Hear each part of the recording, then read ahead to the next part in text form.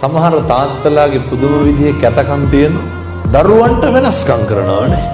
අහවලාට වෙන විදිහකට මෙයාට වෙන විදිහකට. ඒකර අපි ගාවට ඇවිල්ලා කියනවා හාමුදුරුවනේ ආදරේ ඒ වුණාට පෙන්නලා බෑ කියලා.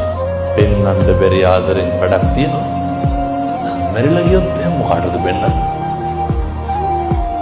එහෙනම් බිරිඳට දරුවන්ට ආදරේ පෙන්නන්න. ආදරේ දෙන්න. දැන් මට කියමු බලන්න ඔය ගෙදර ඔය ටික හදා ගන්න තුරු දකින්න ගන්න සීලයක් කියමු බලන්න. හදවතේ බුරබුරා නැගෙන ක්‍රෝධය ඇති වෙන්නේ පාරට ආපුවාමද ගෙදර ඉන්නකොට? කවදාවත් පාරේ ඉන්නකොට කේන්ති ගිහින් තියනවද?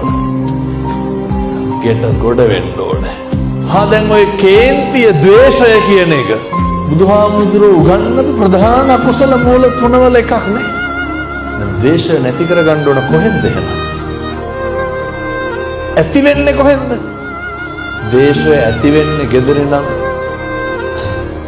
රෙස්ටොරන්ට් එකකට ගිහිල්ලා බිව්වට හරියනවද?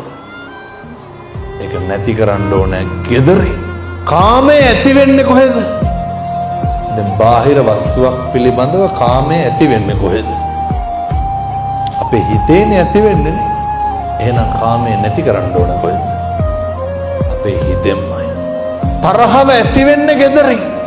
සමහර විට තරහව නැති කරගන්න වාහනේ බයිසිකලේ අරන් පොඩ්ඩක් එක්ක අල්ලපු ගෙදරට යනවා, නැත්නම් යාළුවෙක් හම්බෙන්න යනවා, නැත්නම් ටවුම දිහාට යනවා. දැන් පැහැදිලිද ගෙදර තමයි හදා ගන්න ඕන කියලා.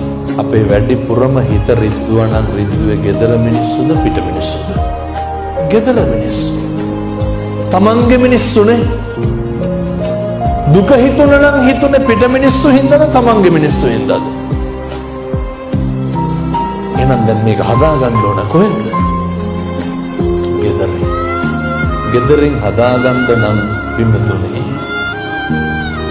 ඔය බුදුහාමුදුරුවෝ උගන්වනවා නේද අපිට අර මහී වේරේන වේරාණි සම්මන්තිත බුදාචන අවේරේනච සම්මන්ති. ගෙවල් වල එකට එක කියන එක නවත්තන්න ඕනේ. මේ පැතිවලත් අර එකට එක කියනවද? සමහර තාත්තලා කියනව නේද? කට තලනවා කට වහපිය කියලා. ඇයි? ආයෙත් අපේ අම්මලා ඒකටම හරියනවනේ. අර වෛරය ඇති වෙලා බැනගෙන යන මනුස්සයාට ගුටි කාලා රෙදි කෑලි අරන් ගෙදරේ යන කම්ම මොකද කරන්නේ? කට වහනවද? නෑ. වෛරය නැති කරන්න පුළුවන් මෛත්‍රියෙන් වෙනවද? දැන් ආහාරයෙන් කුණුහරුපෙන් බැනගෙන එනකොට මෙහෙන් කිව්වට වැඩක් නෑ. සියලු සත්‍යෝ සුවපත් වේවා දුක් වේවා කියලා බිරිඳ මෛත්‍රී කරුවට වැඩක් තියෙනවා. ඒවා මේ හිටි අඩිය කරන්න පුළුවන් ඒවා නෙමෙයි. කැත පුරුදු අපේ මොනවාද හිටි අඩිය කරනවනේ.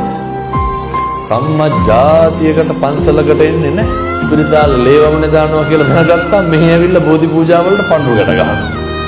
මේ පැත්තේ නම් එහෙම නැතු වෙති. මේ ගිඩි ගහලා එනවා හාමුදුරනේ බෝධි පූජාවකට පාර වෙන්න ආවේ ඇයි කියලා අහනකොට නෑ අර පණ අදිනවා. එහෙම මේ සුවිච් ඔබනවා වගේ මේව කරන්න පුළුවන්.